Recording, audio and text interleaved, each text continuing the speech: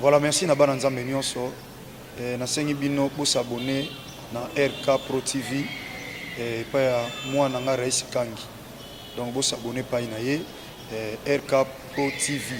Bo s'abonner ebele massivement de tolobaka et pour na plus ba émission chrétienne mingi o nzamba sala makasi apesa ye makoki ya kochaka kati na bino bana nzambe batant oyo bokoki ko se retrouver na makambo nzambe. Donc na pesi bino directive bande konanga bo s'abonner na RK Pro TV et pas web bola na makambo nzambe nde bola. Tout ce qui est chrétien, donc des œuvres chrétiennes, pour la édification, il y a l'église Corps de Christ. J'insiste, RK Pro TV, vous s'abonner massivement pour nous retrouver par ya Makamanzan. Na ma par ya ngai mo pende kona bino de la foi et ko leka kuna et pas ya moi na biso Rais Kangi. Que le bon Dieu vous bénisse. Alors, abonnez-vous massivement et surtout n'oubliez pas de décrocher la cloche de notification pour ne rater aucun de nos programmes. RK Pro TV. Bienvenue dans votre émission Bravo Jésus. Je suis dans la joie de vous retrouver encore une fois de plus dans le cadre de l'émission Nabiso Bravo Jésus, l'émission que vous avez l'habitude de Kolanda chaque mercredi et n'a pas quoi à wana RK Pro TV. Nzamba Pambo Labino, ça fait un bail. On n'était plus ensemble, mais le Seigneur voulait assez que tous les soient ensemble pour partager les informations divines. Et Boyebi, Koutim émission Nabiso, tout ça partager, aimer, ça commentaire, rappeler Bandeko, se connecter dans la RK Pro TV, que de bonnes choses viennent de commencer avec l'homme de Dieu, l'évangéliste Joseph Mukambilou. Que Dieu bénisse notre bien-aimé Rais Kangi pour la confiance à Zosa Labiso, qui a apporté bonnes nouvelles dans la chaîne Monene Oyo. Nzambia Pambola Balandinyo, so Bazolanda Biso de partout. Ils sont au bazar en Afrique, au bazar en Europe, au bazar en Amérique. Vraiment que la main de Dieu se manifeste dans votre vie.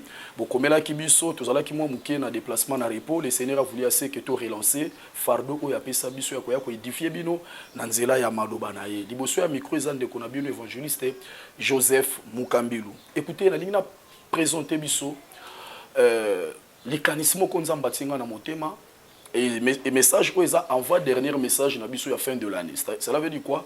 To bandi nango lelo, to kenango malembe to kokota nango décembre. Pe to sukisi to bandi thème ya suka oye koko itsabiso na mvula ya sika. Nzambe apambola biso. Je vais parler sur le réalité cachée. Le réalité cachée. Notre thème intitule le réalité cachée. Le réalité cachée. Par définition, sikala koyeba été le réalité cachée ezali nini? Le réalité cachée en un mot, c'est l'ensemble de vérités absolues qui échappent à la connaissance de l'homme. Le réalité cachée, c'est l'ensemble de vérités absolues, mais qui échappent à la connaissance de l'homme. Ici, j'aimerais vous dire que, vous savez, dans la vie, makambunyo somona yango tendezala. Oyo nyonso yoka yango tendeza. C'est-à-dire, au-delà ya oyo mona, ezana makambu mususu oyo nano mona te. Au-delà ya oyo yoka lokola ba information, ezapena makambu mususu nano yoka te.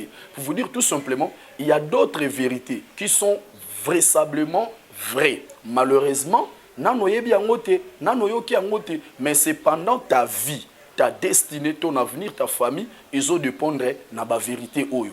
Voilà les choses que nous voulons partager ensemble. Makambo peut-être tsa karakate, makambo peut-être yebite, makambo yoyoka na noté, mais c'est pendant vie na yo ils ont dépendre na yango. Na lingina sungabiso na passage oyo, yambona pe sa passage. Nathalie Sabiso, le réalité cachée, mais bien dans le Seigneur, ça peut être révélé, soit connu, na trois sortes il y a utile au soki ozanango soki kola permettre ozanango et koki ko salisa yo au comprendre au découvrir la réalité cachée. La nangati na suka place ozana chambre na musala na salon partout aux alliés na métro la nangati na suka yo bande ko na biso ya Luanda ya Afrique du Sud surtout Brazzaville babenga biso pe mingi émission landa biso tina suka l'Éternel va te impacter. C'est tellement important. Écoutez la pensée de Dieu. Pour comprendre les réalités cachées, tout ça, on a posé à trois sortes d'outils. Première outil, c'est le temps. Mais bien aimé dans le Seigneur, n'oubliez pas que le temps est un révélateur. Le temps, mais bien aimé dans le Seigneur, Dieu peut l'utiliser pour vous révéler les choses cachées. Je vous donne un exemple. Vous savez, Zana Makamusus, oh, yeba qui n'a âge à 10 ans, maintenant, on commis à âge à 30 ans, pardon, oyeba quitté na âge à 10 ans, mais tant au commis na âge à 30 ans, 40 ans, au commis espère nango. Ma ben nango connaissance progressive, eza lié na âge à mutu. Maman il y a 40 ans, aza na connaissance, il y a vie ndenge mon côté, na jeune fille il y a 12 ans. Pour na koloba, eza na makamuso ya lié na temps. Biso tant que tozaki bana mike na banda kuna biso, ozomona, hein, ceux qui oyebisi papa paie 500 fois je vais acheter le beignet. Papa biso je n'ai pas l'argent. OK, ça va papa paie na mbongo eza na poche na yo, mbongo yangwana, o pesa te, tu plaire. Mais yo za mona muke, yo mona ka mbongo eza na poche ya papa, mais cependant oyebite mbongo na peut-être eza programme ya kolia bino nyonso, eza ya transport na ye, eza ya kofuta courant, eza ya kofuta mai. Tango biso pe to komi ba responsable. Nde to bani ko comprendre mbongo nyonso eza ka na poche ya papa, eza mbongo ya biscuit, eza mbongo ya bombote. Qu'est-ce qui nous a fait de sorte que tu comprennes la réalité? Oh, c'est le temps. N'oubliez pas cela, mes bien-aimés dans le Seigneur. Pour comprendre les réalités cachées, premier outil qui nous aide à découvrir les choses qui sont cachées dans nos vies, dans nos familles, c'est le temps. Le temps peut vous enseigner ma kambumusus au prophétie lobi angote, prophète à lobité, au loti angon ndoto te, mais à partir car il y a temps. Au bazo comprendre était ba réalité oyo eza ba problème spirituel ba réalité oyo eza na famille na balelaka ba réalité oyo eza na mboka na uta ba réalité oyo eza pona longolaka bazeni. Pourquoi le temps peut vous enseigner de réalités cachées? Voilà pourquoi Joseph nous dit que le temps est un révélateur. Temps ouais est révélaka oye bombami na kopeso ndakisa.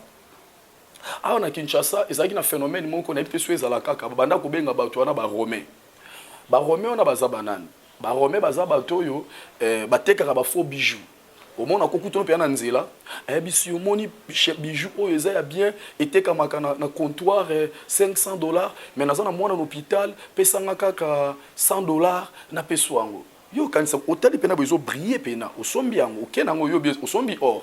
Mais ce que bombiango au fur et à mesure temps ezoleka nde o comprendre que ezala ki vrai bijou te ezala ki faux bijou. Et là, on est révélé que ça faux, c'est le temps. Cela veut dire, même les camarades, au cause de mobali, au cause de camarades, au cause de moisi, au cause de patron, au cause de je ne sais pas moi, pasteur, nanani, pembeni na yo.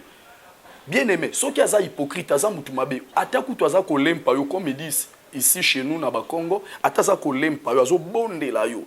Mais ceux qui sont faux, le temps va révéler tôt ou tard identité na ye. Le temps va révéler que Mouto Kangamana est hypocrite, Mouto Kangamana est escroc, Mouto Kangamana est moins sérieux, Mouto Kangamana est ndumba. Combien de personnes va regretter? Car yo mutu na salisa, yo mutu na faire voyager ça na mboko yo mutu na confier na se confier kino na misala nanga, yo mutu na banda ko sungoso olelelinga na passe. Pourquoi? Le temps est révélaka toute les réalités cachées. Écoutez, bibliquement parlant, il y a des prophéties au epesama na Bible. Vierge à robota moisi, à robota mona plutôt. Et l'obama banda na Genèse 3, oh wapinzamba bake pa inanyoka, hein que moi na oyo moisi akobota ko écraser mutu na yo.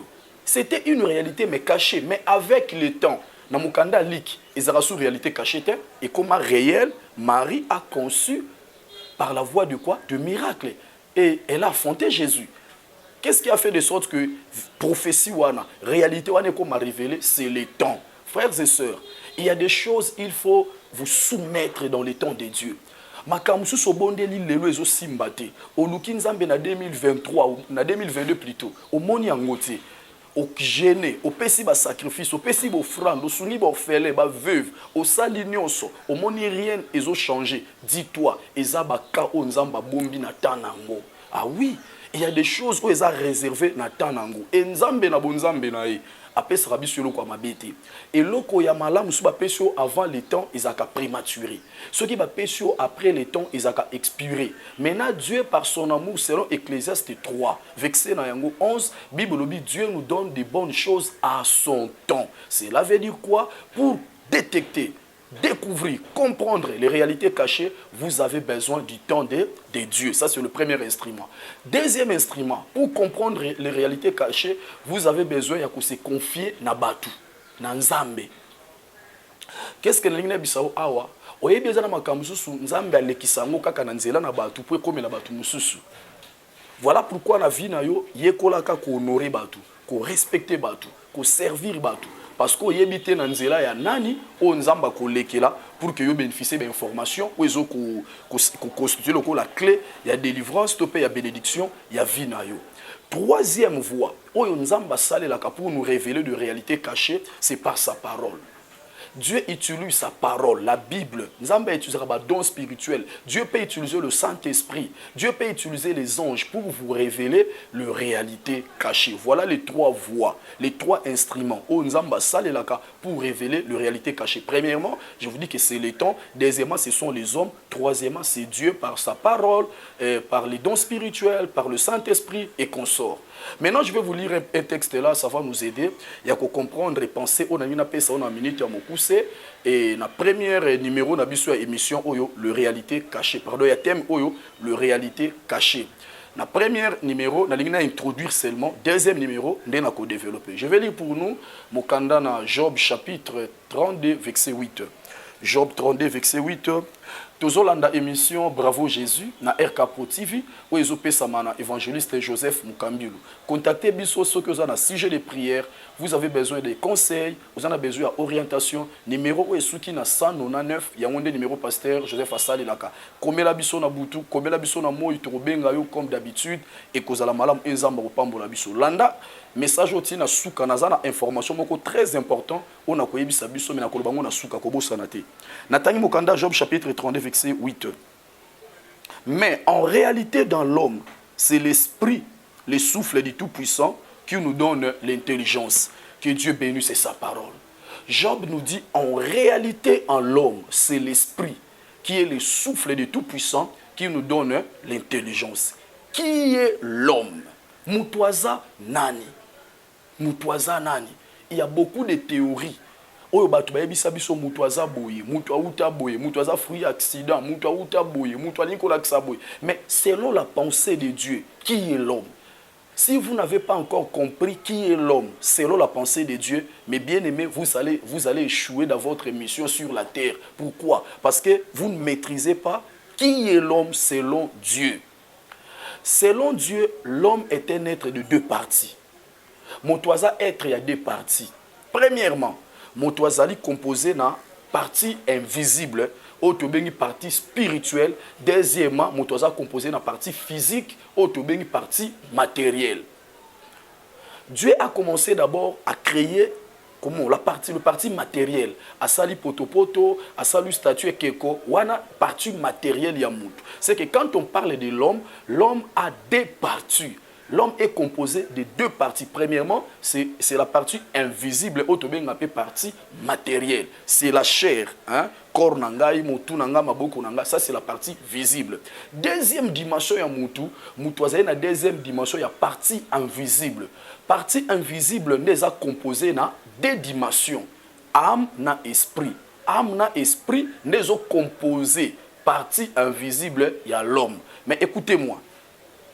Et le parti visible et le parti invisible de l'homme, le parti le plus puissant, le parti le plus dominant, le parti le plus important, il y a être humain, il y a physique, il y a aspect spirituel, il y a invisible. Voilà pourquoi la Bible dit en réalité, en l'homme, c'est l'esprit. En réalité, en l'homme, c'est le parti invisible. Pour vous dire encore quelque chose qui est vrai, le physique de l'homme dépend na état spirituel ya mutu. Je vous dis ce qui est vrai. État physique ya mutu et dépendaka na état spirituel na ye. Tandis que état spirituel est dépendaka penzate na état physique ya mutu. On a koloba été le parti le plus important où esengeli mutu a comprendre ba réalité nango ezana nous partie invisible. Si vous maîtrisez les informations liées dans votre être spirituel, dans votre être invisible, mais bien aimé dans le Seigneur, dites-vous, vous avez la chance de réussir votre mission sur la terre parce que vous avez les informations qui vous permettent d'accélérer dans tous les domaines de la vie. Batu bakendaka liboso te po azana ba biceps ebele, po azana ba aza robuste, po azali belle, po aza jolie. Batu bakendaka liboso te po atangi mingi, po ayekoli ebele, po abota, po azana nationalité. Bakendaka liboso te po asomba lopangu, po voyager mingi, po passeport nezana ba visa ebele. Mais batu balongaka si aza fort na partie invisible. différence ya bato baza ko échouer na bato bazali kolela ezali constitué na kela cité bato nyonso te balonga baza ba docteur bato nyonso te balonga baza ba juriste mais différence ya bato balongaka na bato baza ko échouer mingi evandisami na niveau nini spirituel le réalité cachée nzamba pambola bino bozolanda ngai yo kasi kona banda ko biso ba réalité cachée oyo vie ya mutu ezo dépendre nango Bible lobina mokanda Job en réalité à l'homme c'est l'esprit qui est le souffle de tout puissant qui nous donne l'intelligence cela veut dire quoi s'il y a des informations oyo esengeli mutu banda penza komiyeba na kati na ye et ces informations iko permettre akende liboso premièrement ezali esengeli mutu ayeba état de l'esprit na ye oui état spirituel ya esprit na ye pourquoi parce que corps ya mutu âme ya mutu ezo dépendre na état spirituel ya esprit ya mutu en quelque sorte yo oyo ya lelo ozo dépendre na yo oyo ya kati na yo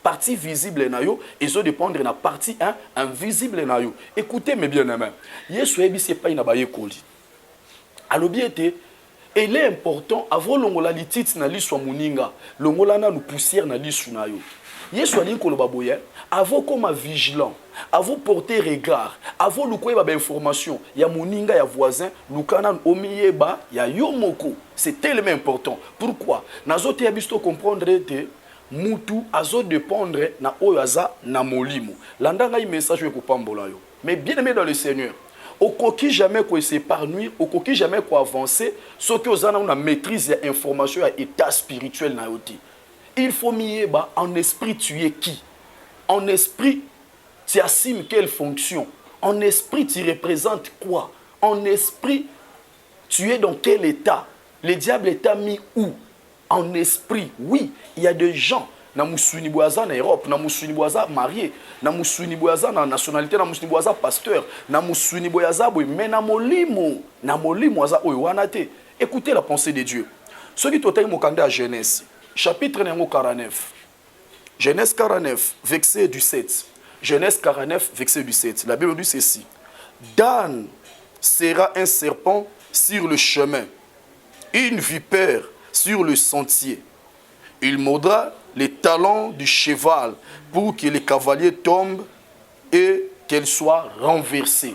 Que Dieu bénisse sa parole. Awa, nzamba zoe c'est pas une Dan. Alobi Dan azalokola nyoka. Oyo rôle na ezali aswa talon ya nani ya cheval. Dan oyo Jacob azolobela, Dan n'était pas un serpent. Dan azalaki un homme physique, azalaki mutu mwana ya Jacob. Mais quand son père lui voit en esprit papa na yazomona caractère ya mwana na ye ezo refléter nani nyoka esprit ya mwana na ye ezo refléter esprit ya serpent voilà pourquoi lobi dans nos anani aux nyoka je vous donne encore deuxième totem yemoka ka Jacob alobi pa ina Juda alobi Juda oza le gène lion est-ce que Juda azaki lion Juda azaki lion te Juda azaki mutu un homme physique mais quand Jacob le regarde Jacob a dit que Juda tu es le gène lion. Troisième exemple, Jacob azobenga papa oyonani azobenga Benjamin loup. Alobi Benjamin a le gène loup. Est-ce que Benjamin azalaki loup? Benjamin azalaki loup te, azalaki mutu. Mais quand Jacob a moni na œil prophétique, a moni ba caractéristique ya loup kat na ye, état spirituel na ye zo refléter ba caractère ya loup, ya mwa bengi nani loup. Ce qui est plus loin dans mon candidat acte des apôtres, apôtre Paul Azolo, j'ai combattu avec le bête de l'Éphèse. J'ai combattu avec le bête de l'Éphèse. Est-ce que réellement ces gens-là étaient des animaux? Non. Bazaki banyamate. Mais tango Jacob, comment dirais-je, tango Paul Atali bango a comparé bango a moni ba caractère ya nyamakat l'esprit na bango. Ce qui lobi a mis place aux gens à avancer les sous.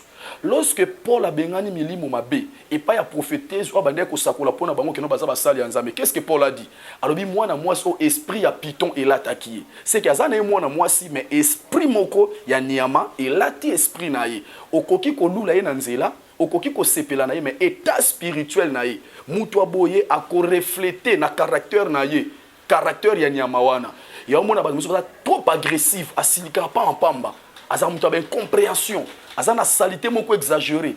azana kindumba moko exagéré, azana impolitesse moko exagéré, azana kanda moko exagéré, azana incompréhension moko exagéré. Tout simplement parce que état ya esprit na ye, ils ont reflété totem moko ya famille na bango. État ya esprit na ye, ils ont reflété nature moko et comment dirais-je et loko moko boya famille na bango. On appelle ça biso témoignage.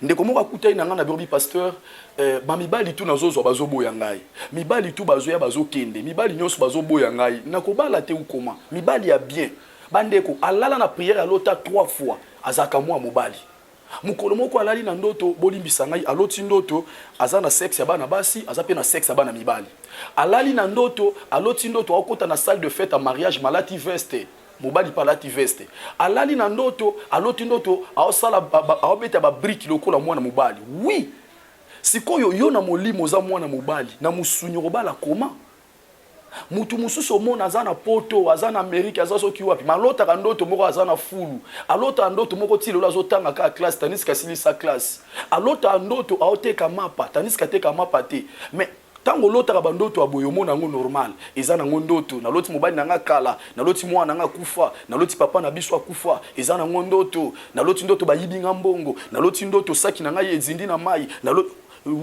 na fongola parenthèse moko oyebi ba ndoto mingi tolotaka nzamba linga ko informer biso ko yebisa biso oyo tozana mo na molimo bandeko okoki jamais ko avancer na vie soko yebite ba réalité spirituelle ko ezali na identité na yo spirituelle ou ezali na identité na yo spirituelle. Je vous donne un témoignage et je sais que le Seigneur sera glorifié. Ces témoignages me concernent moi-même. En 2008 j'étais en mission à Lubumbashi.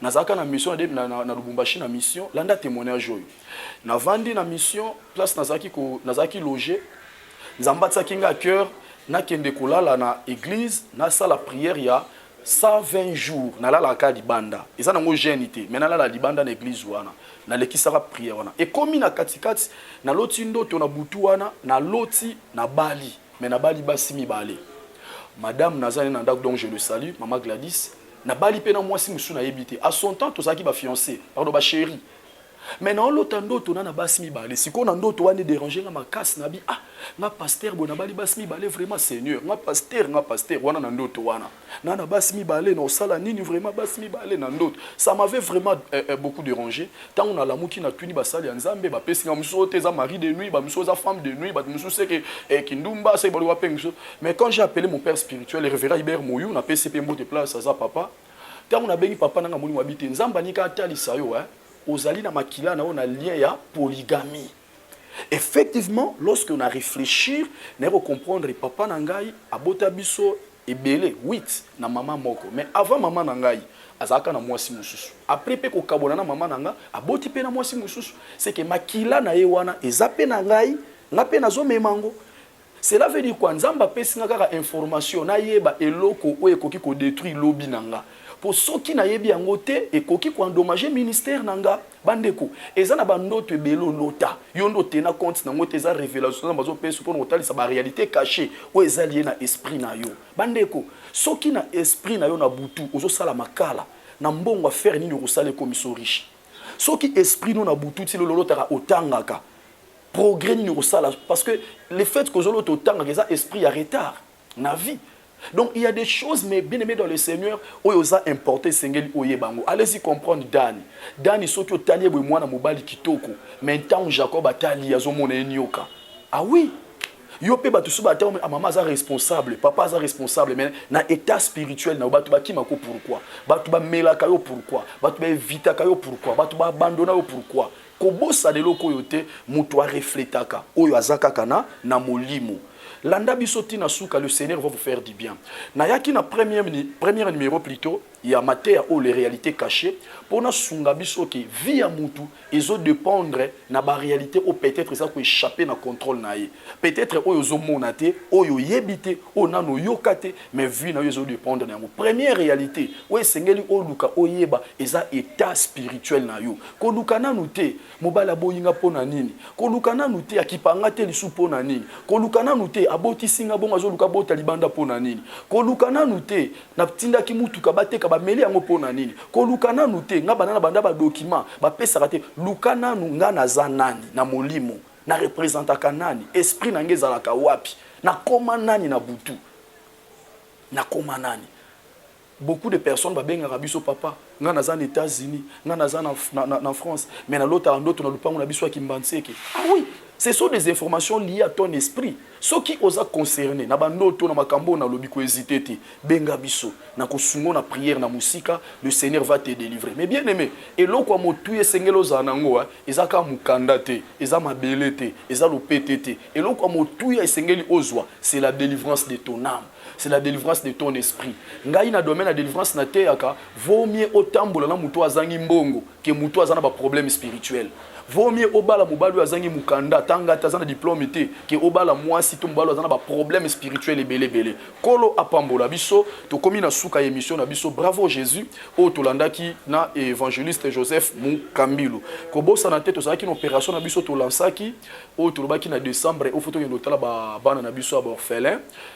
Soki nkolo atse ya mukie na maboko na yo contacter biso na numéro na nga wana komelanga na WhatsApp ezala mbongo 2 sacs ya loso 3 sacs ya loso ya mafuta to sangisa na décembre to kendo tala bana wana oyebite eloko nini ekobundelo na vie ta mususu offrande kopesa ta mususu elamba otinde l'orphelin ta mususu mwa kopo ya loso wana nde koganga liboso ya Nzambe po Nzambe épargne na ba danger tika nkolo apambola biso tokomi na suka ya émission na biso na pesi merci na ndeko na biso Rais Kange oyo asungaki biso na émission oyo Héros de l'ombre Nzambe apambola madame Gladys Manzambi Mukambilu Nzambe apambola bana nyonso centre évangélique la voix de Dieu église onaza pasteur Nzambe apambola mon père spirituel le révérend Hubert Mouyou Nzambe apambola l'homme de Dieu évangéliste Jean-Paul Mayata et aussi bana nyonso CFC bana nyonso notre père kolo apambola bino Nzambe apambola pe le padre oyo apesi biso esika to qui sa émission oyo soki Yesu Masia Nazareth azongi te tokutana prochainement na émission ko yankola pambola biso ciao. Abonnez-vous sur RK Prod pour équilibrer votre vie. Un programme consistant pour votre vie chrétienne. Campagne évangélique. Prédication. Prière.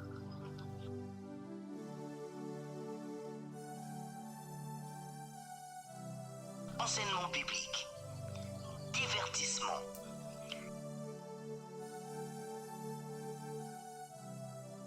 cinéma,